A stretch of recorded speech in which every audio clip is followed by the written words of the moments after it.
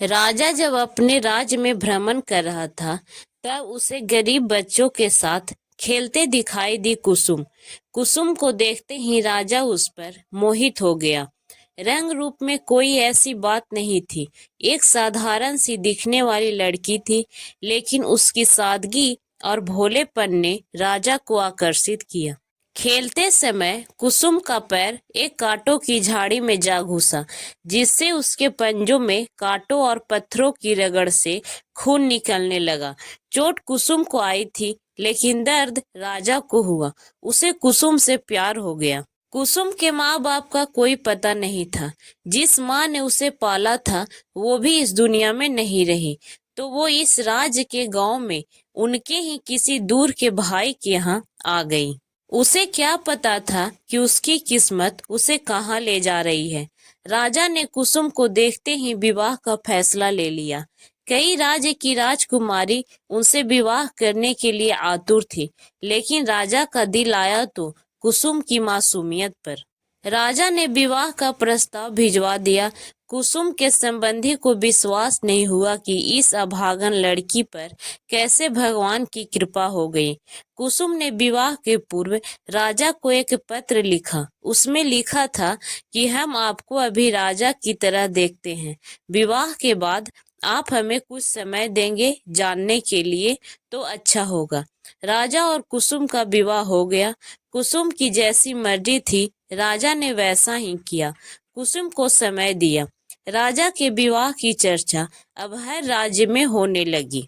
एक साधारण सी लड़की से राजा ने क्यों विवाह किया, यह सवाल सबके मन में था, जबकि राजा के लिए कई सुंदर रानी विवाह प्रस्ताव भेज चुकी थी। विवाह उत्सव हर दिन मनाया जा रहा था। गांव और पास के गांव के लोग रानी को देखने और तरह तरह के खेल तमाशे देखने आने लगे। करीब 25 दिन बाद रानी को थोड़ा चिंतित देखकर राजा ने कहा कि क्या हुआ, आप हमसे विवाह करके खुश नहीं है क्या? रानी ने कहा, ऐसा नहीं है, आपने तो मेरे भाग ही खोल दिए। क्या आप हम पर विश्वास करते हैं? रानी ने पूछा। राजा ने कहा, हाँ। फिर रानी ने अपने मन की बात बताई, जो हैरान करने वाली थी।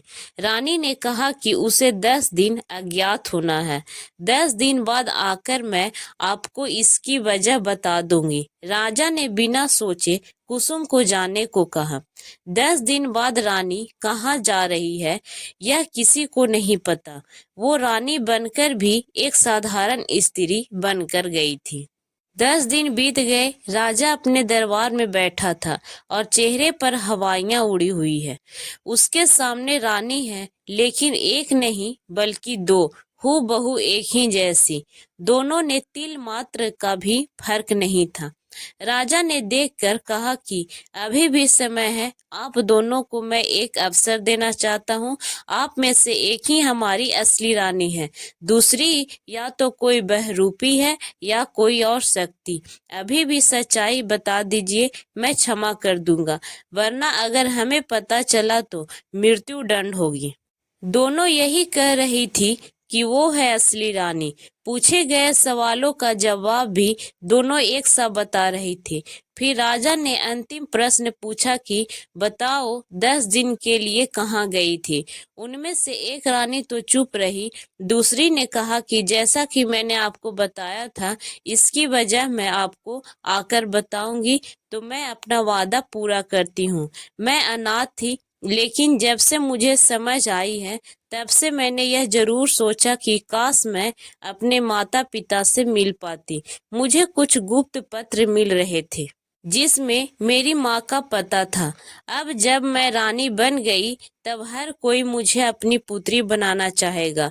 इसलिए मैंने वहां जाकर उनसे भेंट की और सारी पूछ परख करने के बाद ही मैंने माना कि वो मेरी असली माँ है और मैं उन्हें अपने साथ यहाँ लाई हूँ। बस आपकी आज्ञा की प्रतीक्षा कर रही है। रानी ने अपने माँ को सबके सामने भरे दरबार में बुलाया। सब देखने के बाद राजा ने दूसरी रानी से पूछा कि तुम कुछ कहना चाहती हो? दूसरी रानी ने सर नीचे करके चुप रही। राजा ने कहा कि इस बहरूपी रानी को कारागृह में डाल दिया जाए, तभी वहां खड़ी पहली रानी ने कहा कि महाराज, कारागृह नहीं, इसे मृत्यु दंड दें, इसने कोई छोटी गलती नहीं की है। राजा ने कहा कि आप कहती हैं तो अवश्य इसे मृत्यु दंड मिलेगा, बस उसके समय की घोषणा हम कल भरे दरबार में करेंगे। इतना कहकर राजा ने आदेश दिया कि उसे कारागृह में डाल दिया जाए। रात्रि के वक्त राजा अकेले कारागृह गया और बंदी रानी से कहा कि मुझे असलियत पता है। कुसुम यह सुनकर हैरान रह गई और राजा की ओर देखने लगी। राजा ने अपनी बात फिर दोहराई कि मुझे पता है कि आप ही हमारी असली कुसुम हैं। रानी की आंखों में आंसू आने लगे। वो राजा को प्रेम भरी नजरों से देखने लगी। राजा ने अपनी बात पूरी की, कहा कि बस मुझे इस बात से परेशानी है कि आपने वहां यह नहीं बताया कि आप 10 दिन कहाँ गई थी, और वो दोनों, वो रानी और उसके साथ में जो आई उसकी माँ, वो कौन है। रानी ने उत्तर दिया कि इसका उत्तर मैं आपको नहीं दे सकती, मैंने किसी को वादा किया है। राजा के बार बार पूछने पर भी जब रानी नहीं मानी तो राजा ने कहा कि ठीक है, कल भरे दरबार में मैं उन दोनों को मृत्यु दंड दे दूंगा। तब रानी बोली, नहीं महाराज, ऐसा मत कीजिए। तब फिर रानी ने सच्चाई बताई, कहा कि वो मेरी माँ है। गुप्त पत्र मुझे आए थे तो मैं बताई जगह पर गई, वहां मैंने उनसे भेंट की। करीब 9 दिन मैंने उनसे बहुत बात की। उन्होंने आपके लिए पूछा, मैंने सब बता दिया। मैं अपनी माँ से पहली बार मिली थी, इसलिए मैंने उनसे सब कुछ कहा जो मैं कहना चाहती थी। राजा ने कहा कि आपने ऐसे कैसे मान लिया कि वो आपकी माँ है। उन पत्रों में उन्होंने सब लिखा था जो मेरी पालने वाली माँ ने मुझे बताया था। मैं उनसे कई सवाल करती थी कि कभी मेरी असली माँ मिल जाए तो मैं उन्हें कैसे पहचानूंगी। उन्होंने कहा कि जो तुम्हें यह बता दे कि तुम कहाँ छूट गई, किन वस्त्रों में थी, वही तुम्हारी माँ है। और उन्होंने उसका उत्तर सही दिया।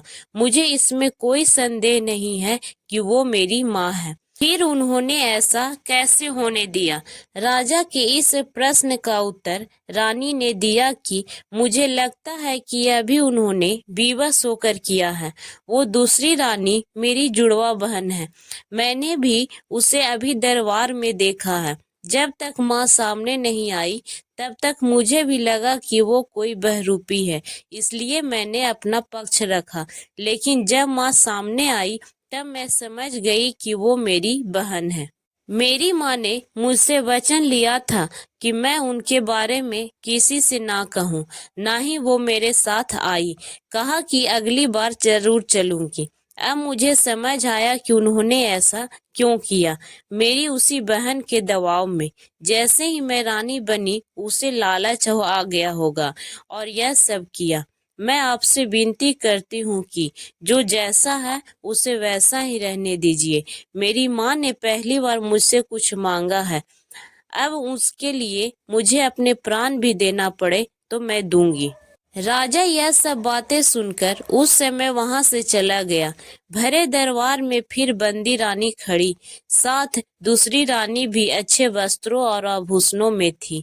माँ भी खड़ी थी, लेकिन मुंह नीचे करके। राजा ने कहा, बहरूपी रानी को 3 दिन पश्चात सबके सामने मृत्यु दंड दिया जाएगा। इतना सुनकर माँ का दिल आखिर पिघल गया। भरे दरबार में जाकर उसने बंदी रानी को गले लगा लिया।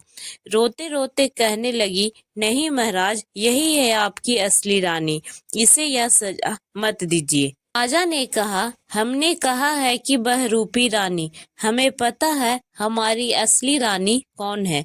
इतना कहकर राजा ने उस दूसरी रानी जुड़वा बहन को बंदी बनाने का आदेश दिया और पूछा कि बोलो, तुमने ऐसा क्यों किया। उस जुड़वा बहन का नाम सरिता था। उसने कहा कि जब से मैंने होश संभाला है, मिला ही क्या है, ना रूप है ना धन है। माँ भी हमेशा इसे ही याद करती थी, ना होकर भी यह हमारे बीच में थी। उस दिन अगर इसकी वजह से मैं छूट जाती तो यह सब मेरा होने वाला था, लेकिन जब इसे देखा तो मुझसे रहा नहीं गया।